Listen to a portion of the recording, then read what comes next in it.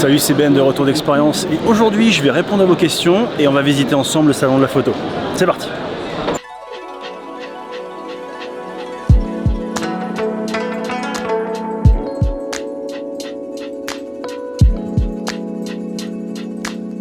Alors on attaque avec une première question de Freds3743 qui me demande si l'utilisation de filtres fait une vraie différence sur le rendu de la photo. Ça va dépendre de ce que tu veux faire, un vrai filtre ND de qualité sur ton objectif. Si tu veux faire une pose longue, ça fera une vraie différence. Donc oui, tu peux, mais tous les filtres ne sont pas utiles en photo. Il y a beaucoup de choses qu'on peut faire en post-prod et surtout ils ne sont pas utiles à tous les usages.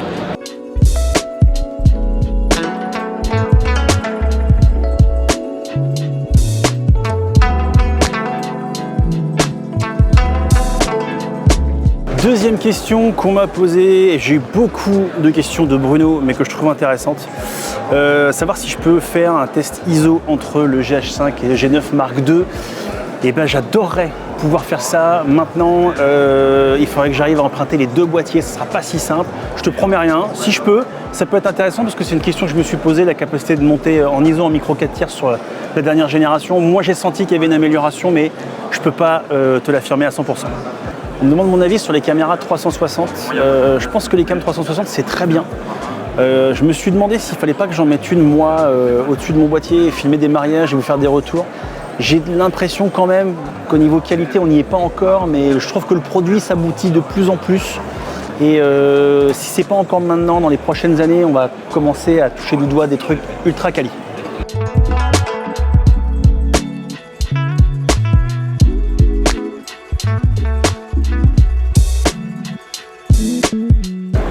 Autre question de Bruno qui me demande si jamais Panasonic me prête des boîtiers micro 4 tiers nouvelle génération mais d'une gamme inférieure au G9 et au GH, est-ce que je les testerai? Ça va dépendre grandement du boîtier, mais j'y suis pas opposé. J'ai beaucoup d'amour pour ce format le micro 4 tiers. Je dis pas que je testerai tout, mais par exemple si Panasonic sortait une nouvelle version d'un G90, ça pourrait être un genre de boîtier que je pourrais tester et qui pourrait m'intéresser. On me demande si j'utilise encore des boîtiers Fujifilm. Eh bien non, j'ai tout revendu de Fujifilm, pourtant j'étais fou de mon X-T3. Mais au moment de la sortie du S5 II, il a fallu faire un choix. Et le Fujifilm, je ne l'exploitais pas suffisamment. J'avais investi dans mes Sony pour la partie photo et vidéo, mais grandement pour la partie photo. Et avec l'arrivée du S5 II, j'ai beaucoup plus développé une certaine partie vidéo où le Fujifilm ne suivait pas suffisamment. Donc je l'ai revendu. J'ai toujours bon espoir un jour, quand j'aurai un petit billet qui traîne, d'aller sur le Bon Coin et de me choper un X-T3 d'occasion avec un bon vieux 56 mm 1.2. Mais tout de suite maintenant, c'est pas d'actualité. Maintenant, si jamais Fujifilm me prête du matos pour le tester, ce sera avec un grand plaisir parce que j'aime beaucoup cette marque.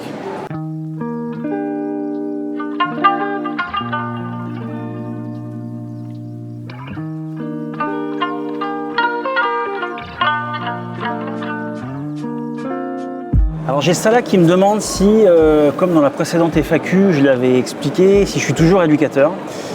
Oui, je suis toujours éducateur. Je suis éducateur à temps plein, plus vidéaste, photographe, mariage et corporate, plus créateur de contenu. Est-ce que j'y arrive? Oui, mais c'est pas sans dommage. C'est beaucoup de sacrifices, c'est beaucoup de temps, c'est beaucoup d'énergie. C'est la raison principale pour laquelle je ne produis pas une vidéo par semaine, même si des fois j'aimerais. Je reste sur un contenu une fois tous les 15 jours, sinon je ne m'en sortirai pas. Là, par exemple, on est en période de pleine saison et j'ai beaucoup de montage, donc j'ai quelques vidéos d'avance, mais ça représente un boulot assez colossal. Autre question qu'on me pose, c'est est-ce que on estime qu'il y a une limite budgétaire à un mariage et est-ce que je me verrais faire un mariage à 6 000 €? Oui, je me verrais faire un mariage à 6 000 €. Il n'y a pas de limite budgétaire. C'est-à-dire que tant que le client a un budget élevé et tant que les propositions que vous pouvez faire et la plus-value que vous pouvez apporter est élevée, il n'y a pas de raison, il n'y a rien qui vous empêche de faire un mariage à 6 000 €, à 10 000 €. Il y a beaucoup de vidéastes de Destination Wedding qui prennent des montants encore plus élevés que ça. Après, ils proposent des prestations ultra complètes avec des signatures visuelles très fortes.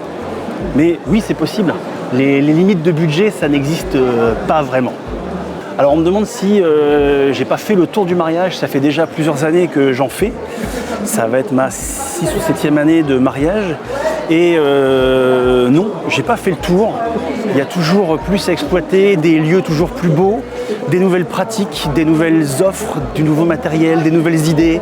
J'ai pas bossé en anamorphique, il y a plein de trucs que j'ai pas fait. Et donc du coup c'est l'occasion de le faire. J'ai pas fait le tour, ça arrivera. Il y a un moment donné où je pense que j'aurai l'impression de faire toujours la même chose. Mais pour le moment j'en ai pas fait le tour et je m'éclate toujours à en faire. Et alors je me trouve avec Monsieur Sigma France. Bonjour. Voilà, et donc quelles sont les nouveautés de chez Sigma qui ont été annoncées? Alors on a juste ici, sur ma droite, un petit 10-18 DCDN 2.8, c'est un objectif APS-C, ouverture constante à f2.8 pour les montures Fujifilm X, Sony E et également L-mount. Et juste là sur la gauche, celui qu'on attendait depuis des années. Ah, il paraît qu'il y a de l'attente, le 70-200 2.8 DGDN OS, donc un magnifique produit hyper compact, hyper léger, avec une bague de diave, OS dernière génération et motorisation dernière génération. Prix annoncé en novembre, disponibilité décembre. Et avec un zoom en interne si j'ai bien compris. Bien entendu, zoom interne. Et ça c'est fantastique. Voilà. C'est ce monsieur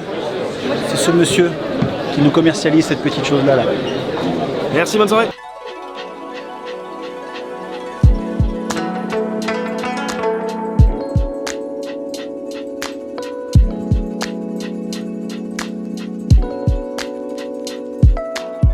Fabrice, Marie-Louise, l'ami du samedi et du dimanche, qui me demande si j'avais un budget illimité, quel boîtier j'achèterais.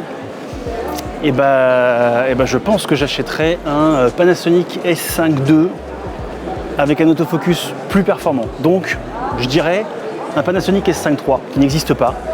Mais aujourd'hui le S5 II est un boîtier assez ouf qui me plaît énormément. Si on lui implante le Panasonic l'autofocus du G9 II, on sera vraiment tip top. Les Sony, j'en suis aussi très content, mais il y a des défauts. Je vous invite à aller voir les vidéos qu'en parle.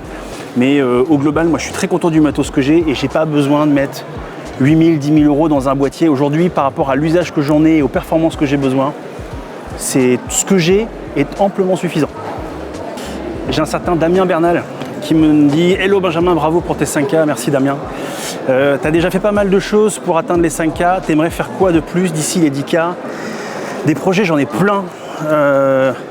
Moi j'aimerais faire plein de lancements de marques, ça c'est vraiment un truc, j'ai adoré bosser avec Panasonic là-dessus et j'adorais bosser avec d'autres marques. Et l'autre truc qui m'éclaterait, qu'on a commencé à faire avec toi, avec David Lambeau, c'est pouvoir faire des projets communs, pouvoir développer des vidéos en commun et mon kiff, mais pas forcément avant les 10 000, mais à long terme, j'adorerais développer un projet de vidéo avec tous les créateurs que j'apprécie, un peu comme le truc que vous avez fait au Japon avec Panasonic, mais pas au Japon, c'est-à-dire faire une espèce de grosse vidéo ou une suite de vidéos qui permettrait, avec un contenu un peu pédagogique, technique, avec ton aspect technique, avec l'humour d'une chaîne comme Bison Bleu, avec la pédagogie d'un François Lamoureux.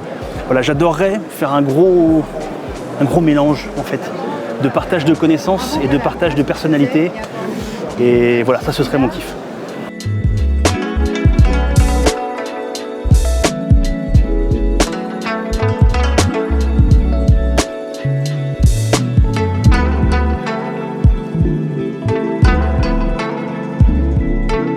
Et parce que le hasard fait bien les choses, Adi, qui est là depuis les origines du début, vient me saluer et ça fait tellement plaisir, de le voir. Donc abonnez-vous. Black Sabbath ou Rammstein? Rammstein. J'ai Paul qui me demande tu fais quoi si tu es multimillionnaire? Si je suis multimillionnaire, j'achète 1000 caméras, je vous les teste toutes et je vous les fais gagner après.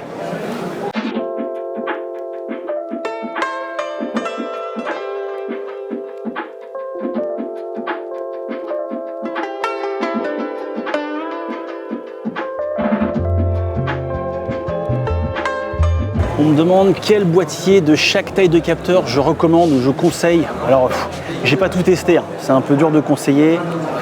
En micro 4 tiers, sans aucune hésitation, le Panasonic G9 Mark II qui est une tuerie. En APS-C, j'aurais tendance à vous conseiller soit un XH2S, soit si les moyens sont plus courts, un XS20 qui a l'air d'être une vraie machine à tuer. Et en plein format, le Panasonic S5 Mark II.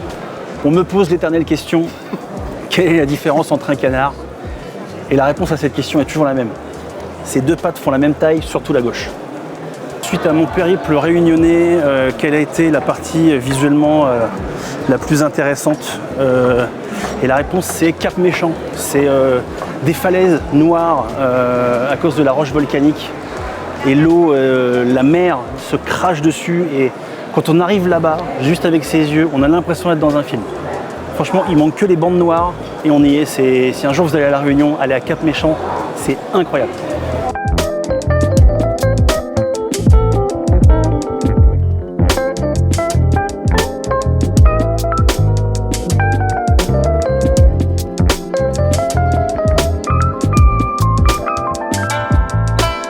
De Pierre Douer qui me demande est-ce que finalement quand on est filmmaker, un bon vieux zoom lumineux ça le suffit pas et basta?